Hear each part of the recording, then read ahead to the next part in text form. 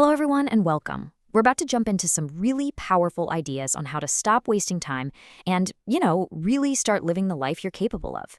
This is all about reclaiming your single most valuable asset. Okay, so let's get right into it with a question that really cuts to the chase. What is one day of your life actually worth? I mean, seriously, if someone offered you a massive fortune, but the catch was you wouldn't wake up tomorrow to spend it, would you take that deal? For pretty much everyone, the answer is an immediate, absolute no way.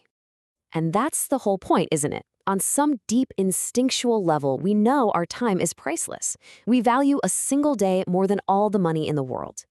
And yet, we so often act like it's completely worthless, letting hours just vanish. So let's fix that. So why? Why do we waste this thing we know is so valuable? Well, a lot of the time, it's because we're just paralyzed. We're terrified of failing, of wasting our time trying the wrong thing. So what happens? We end up doing nothing at all. Let's tackle that idea head on. I love this quote from Denzel Washington. It's such a powerful shift in thinking. Forget about a plan B that you can fall back on. Instead, decide to fall forward. It means you accept that failure isn't moving backward. It's actually part of the process of moving ahead. You're learning from the impact. So take a look at this number, 2,600. What is that? Well, that's how many times the baseball legend Reggie Jackson struck out during his career. It's the most strikeouts in the entire history of the sport. He literally holds the record for failing. But here's the thing. Nobody talks about the strikeouts. Nobody at all. They remember him as a Hall of Famer, famous for his incredible home runs. His successes were so big that they just completely overshadowed all those failures. Success isn't about never failing. Okay, here's another number for you. 1,000.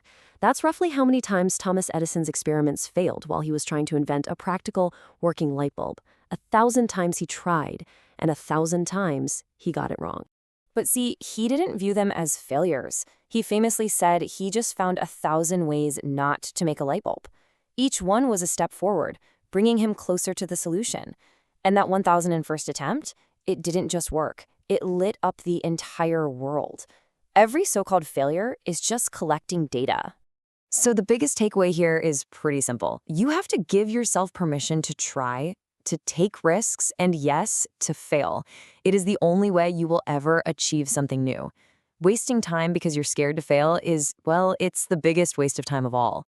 All right, so now that we've hopefully gotten over that fear of failure, let's really zoom in on the resource we're trying to manage here. It's time to kind of reframe how we think about time itself.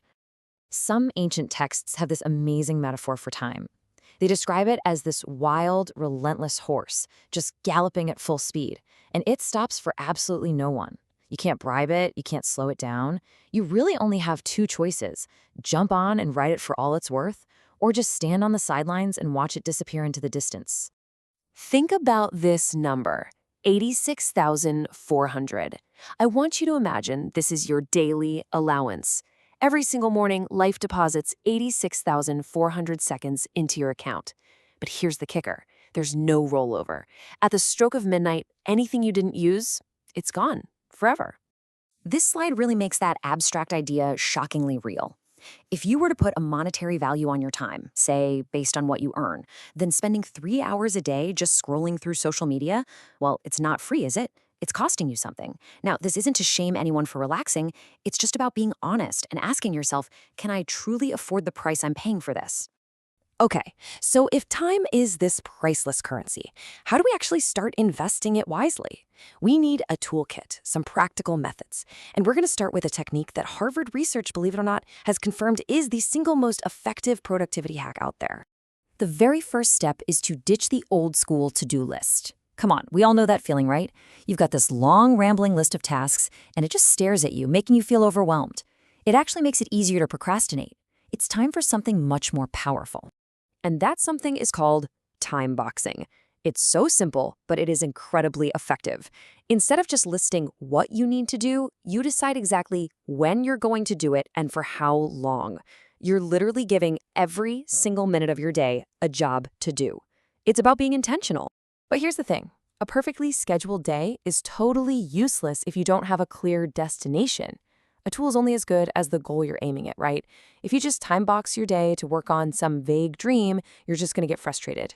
Those dreams need to become concrete goals. And that is where SMART goals come in. This framework is basically the map for your journey. It turns a fuzzy wish like, I want to get in shape, into a solid plan, like I'm going to the gym 3 times a week for 30 minutes, and I'll do that for the next 3 months. Now your time knows exactly where it's supposed to go. Okay, so we have the mindset, the permission to fail, we have the tools, time boxing, and SMART goals. Now let's talk about the final piece, the ultimate motivation to put all of this into practice, like right now, today.